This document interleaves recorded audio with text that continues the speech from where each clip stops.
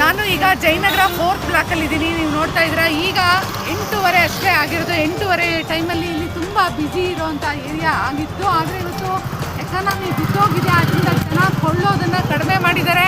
ಕೊಳ್ಳುವಿಕೆ ಕಾಣ್ತಾ ಇಲ್ಲ, ಎಲ್ಲ ಕಡೆ ಖಾಲಿ ಹೊಡಿತಾ ಇದೆ. ಇದು ಮೀಡಿಯಾಗಳಿಗೆ ಕಾಣ್ತಾ ಇಲ್ವಾ, ಸರ್ಕಾರಕ್ಕೆ ಕಾಣ್ತಾ ಇಲ್ವಾ? ಈ ರೀತಿ ಎಕಾನಮಿ ಬಿದ್ದೋದ್ರೆ ಮುಂದೆ ಏನು ಈ ಕರ್ನಾಟಕದ ಒಂದು ಆರ್ಥಿಕ ಸ್ಥಿತಿಗತಿ ಬೆಂಗಳೂರನ್ನೇ ನಂಬ್ಕೊಂಡಿದೆ. ಇವತ್ತು ಬೆಂಗಳೂರಿನ ರಸ್ತೆಗಳು ಈ ರೀತಿ ಖಾಲಿ ಹೊಡಿತಾ ಇದ್ದಾವೆ. ಯಾವುದೇ ಕಮರ್ಷಿಯಲ್ ಆಗಿ ಜನ ಹಣವನ್ನು ಖರ್ಚು ಮಾಡ್ತಾ ಇಲ್ಲ. ಜನಕ್ಕೆ ಹಣದ ಕೊರತೆ ಉಂಟಾಗಿದೆ.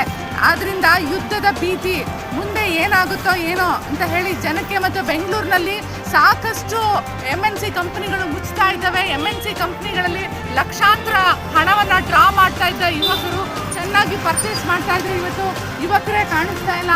ಬೆಂಗಳೂರಿನಲ್ಲಿ 500ಕ್ಕೂ ಹೆಚ್ಚು ಕಂಪನಿಗಳು ಮುಚ್ಚೋಗಿವೆ. ಸೊ ಬೆಂಗಳೂರಿನಲ್ಲಿ ಎಕಾನಮಿ ಬಿದ್ದಿದೆ.